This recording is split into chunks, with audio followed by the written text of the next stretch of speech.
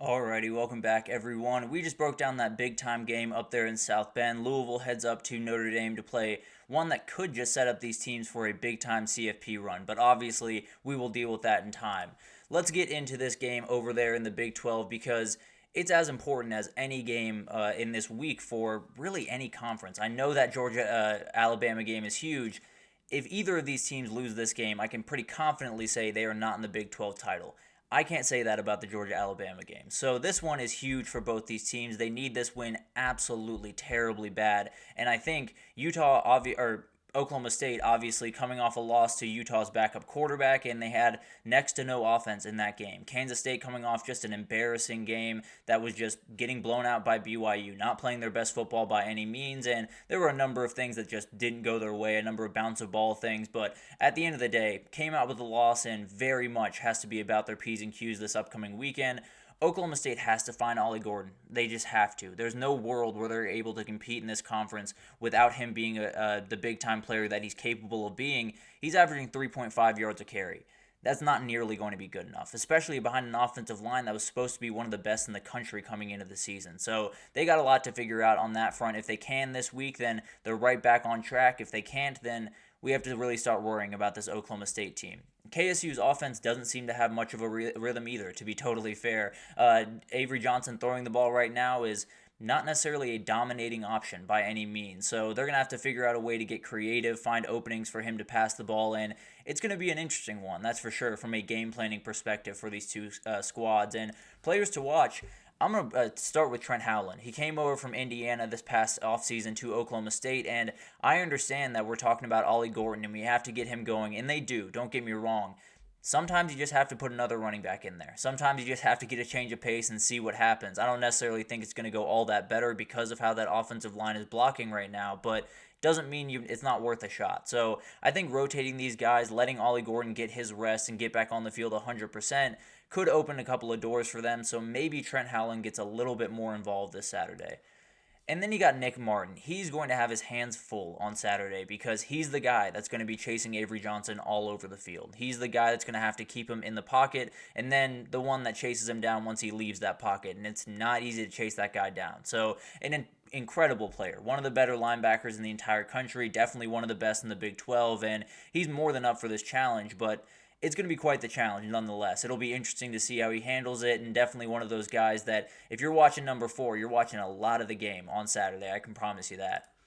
And then you got Keenan Johnson on the other side. This Kansas State offense has not gotten moving, and it's just because of the passing game. The running game has been more than fine, honestly. They've been able to run the ball, do what they need to do, and go about business the way that we all expected them to go about business. They were going to be a run-first team.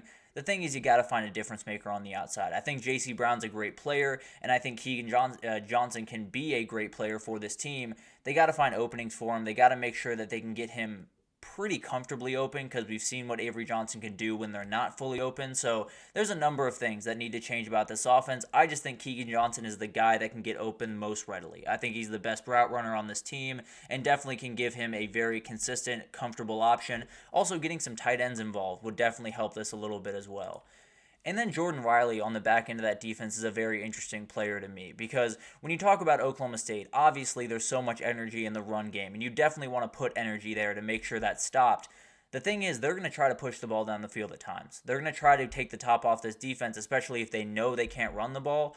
They're going to try to take those shots and change this game in a second. Jordan Riley's going to have to be ready, and VJ Payne right next to him is going to have to be really ready for these moments because they've been able to make big plays throughout this year, but this is the biggest game thus far by a mile. They're going to have to win this one if they want to stay in the conversation, and that back end is going to have plenty to deal with a lot of really solid wide receivers for Oklahoma State. How Oklahoma State can win this game, we talked about it a million times at this point, but find the run game. It's one of those things that we will talk about every single time that we break down one of these games, and frankly, if they don't find a run game, we won't be breaking them down for too much longer. So this is something that you can change your season on Saturday. You can totally change it if Ollie Gordon comes out there, goes for 120 on 20 carries, and you can roll over them by 14 points. the entire conversation around Oklahoma State changes in a second. It's no longer, what is this team? Why did we rate them so high? What has gone wrong from last year to this year? It's, this is Oklahoma State. They're right back where they need to be. They're playing the football they need to be, and that's the way they're going to be going forward. So whatever this looks like, it doesn't necessarily have to be Ollie Gordon. It can be Brennan Presley getting on the outside, very dangerous player on jet sweeps and end arounds. It can be Trent Howland, like we just talked about, just giving Ollie Gordon a little bit of a break. And maybe you break out a little bit of an Alan Bowman package. Who knows? Maybe they have a backup quarterback over there that can run the ball a little bit better. But you have to find something. You have to be able to keep this Kansas State defense honest, because they got safeties back there that will make you pay. I absolutely promise you that. And then they got Jacob Paris and Keenan Garbers back there. So you have to find a run game. If you don't, you're not going to win this game. You're going to turn over the ball quite a few times while trying to do it. Then force Kansas State into passing downs, because we know what Avery Johnson is. He gave us the exact script of how to beat him this last weekend, and some of it was a little bit, get the ball to bounce your way at certain points, but force him to throw the ball and then just wait for the mistakes. There's going to be mistakes from time to time, and especially against the back end for Oklahoma State, you're going to make mistakes. I feel pretty confident in that. You got to put them in those positions, and it's not an easy thing to do, because DJ Giddens is so good, because Dylan Edwards is so solid, because Avery Johnson, although not the greatest passer in the world, can absolutely go on the ground and get that 5 yards that you need to make it a more manageable third down. It's not easy to do this to this team. But if you can, at least a couple of times, you're going to get a mistake. You're going to get some type of misstep. You're going to get some type of mistake that is going to open a huge door for you. So this is really what this game comes down to, is just kind of forcing a couple of these players into a couple of mistakes and then taking full advantage, like is the third key to this, because Oklahoma State has turned 17 red zone drives into 11 touchdowns. That's all well and good. That's not nearly good enough if you want to be in the playoff, if you want to win the Big 12. Now, they have made a couple of field goals with that, so I don't want to take too much credit away from them, but the reality is you need 6 points. You need to be able to keep yourself in front of the chains. You need to get that run game going, especially in the red area, because that's where you win championships. That's where you win the Big 12. That's where you win these big-time games, is finishing off these drives and finishing off with 6 points, not 3. So we'll see what happens there. Definitely something that they're going to have to take advantage of. I tend to believe they're going to get a couple of mistakes here from Kansas State. If they don't have a run game, they're not going to be able to take care of them. And then you got to lean on the run game for Kansas State. They don't have the same problem that Oklahoma State has right now. They're running the ball really well. Last week, it was kind of taken out of their hands just a little bit because of how crazy that game went and how quickly they got behind, especially in the second half. Had to throw the ball a lot more. But overall, had 43 carries, 228, 5.3 yards per carry. They did plenty running the ball last week. The thing is, when you're down 20 points going into halftime, you don't have a lot of time to make up that. So the running game can be as good as it's going to be. Doesn't necessarily change the outcome. So definitely going to be something to watch. They have to make sure they get that run game going. And frankly, I think Avery Johnson is capable of executing this offense at a very, very high level. If he's not running, if they're not staying in front of the chains, and frankly, if they're not leading in that game, it's going to be really hard for him to do that. So got to get this run game going. Got to make sure that you, at the very least, get out to a little bit of an early lead, and then allow some of the passing lanes to open, because they probably will at some point. You just got to prove yourself on the ground first. And then use the urgency. We talked about it or to start this, but it's the case for both teams. So it's not necessarily, they have so much more energy than Oklahoma State has coming into this game. What they do have is their home field. They have their home fans, and their fans know the exact same situation that they know. They know that if they want to be in the Big 12 title race, they have to win this one. Period. End of story. There's no reality where you lose this game and then find your way back because of the tiebreakers, because of all the craziness. There's no world where they're going to be able to do that.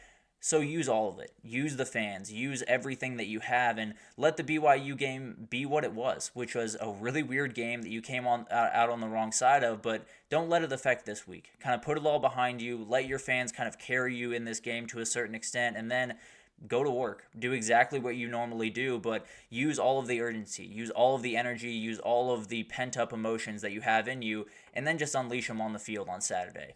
And then trust your front seven. I think when we talk about Oklahoma State, it's all about the run game. It's all about stopping that run game. And I fully agree that you very much have to. I would make them prove it. I would make them prove that they can block that defensive line. I would make them prove that they can stop or they can run the ball just against my front seven or just against my front six or front five. I want them to prove that they can run the ball before I drop a ton of guys in the box, because the reality is if you can stop those guys with 5 guys up front, you're going to tear them to pieces on the back end. Alan Bowman's going to make a number of mistakes, and you're going to be able to take them the other way for maybe 6 points. So the reality is this run game has not been good. It's given me very little reason to sit here and say this is going to be an elite run game in time. They just have to get their feet moving, because everyone returned from a year ago. It's not like there was a ton of difference from a year ago over there at Oklahoma State. They returned every offensive lineman. They returned their quarterback. They returned Ollie Gordon. Make them prove that they can still run the ball. Make them prove that they still have that in their package. And then if you can stop them with 4 or 5 guys up front, Alan Bowman's going to give you the ball a couple of times. I can absolutely promise you that. And it's not necessarily Alan Bowman's fault, because the reality is any quarterback without a run game is going to struggle. So the reality is Oklahoma State has not proven to me that they are going to be a team that's downright scary on the ground. Make them prove it on Saturday. And if they do, fine. Drop a couple of guys into the box and then deal with it as it comes. But as of right now, let your D-line eat. Let your D-line do what they do, and then let your back end take advantage of all the opportunities that will come their way. So it's going to be an incredible game, a little bit one that you very much need for both these teams, but I feel really good about this one. I don't think Oklahoma State is all I don't think Oklahoma State is all that good of a team. I'll be totally honest with you. I don't think that O-line is as good as it's supposed to be. I don't think Ollie Gordon has the juice to keep it going as far as he needs to. So I like Kansas State, and I like Kansas State a lot in this game. I think they're going to be able to win this one. I think they're going to be able to send a statement. And I think last week against BYU, although it didn't look great by any means in that box score, there were a couple of plays in that game that just totally changed it in an instant and made Kansas State's game plan go totally out the window. So I still think this Kansas State team is very much capable, and I think they'll prove it this weekend. So Oklahoma State will take a big-time hit, and I don't know if they'll get back up from it. If you cannot have a run game in the Big 12, you're not going to be successful. That's the end-all, be-all in that conference, and Oklahoma State has negative run game right now. So it'll be a fascinating game to watch. Obviously, will be one that we will talk about throughout the season as we get closer to that Big 12 title, but I do think Kansas State gets it done, keeps their hopes alive to make that Big 12 title and possibly the CFP, but it's going to be an interesting one, that is for sure. The game plans will be fascinating to watch unfold. But let's take our second break here. When we come back, we're going to get into the Friday Night Lights games. We'll get into Miami at Virginia Tech, as well as Washington heading over to Rutgers. 2 games that maybe are a little bit more under the radar as of right now, but could be very much on the radar in a hurry on Saturday. So we'll break it down right after this, so stick with us.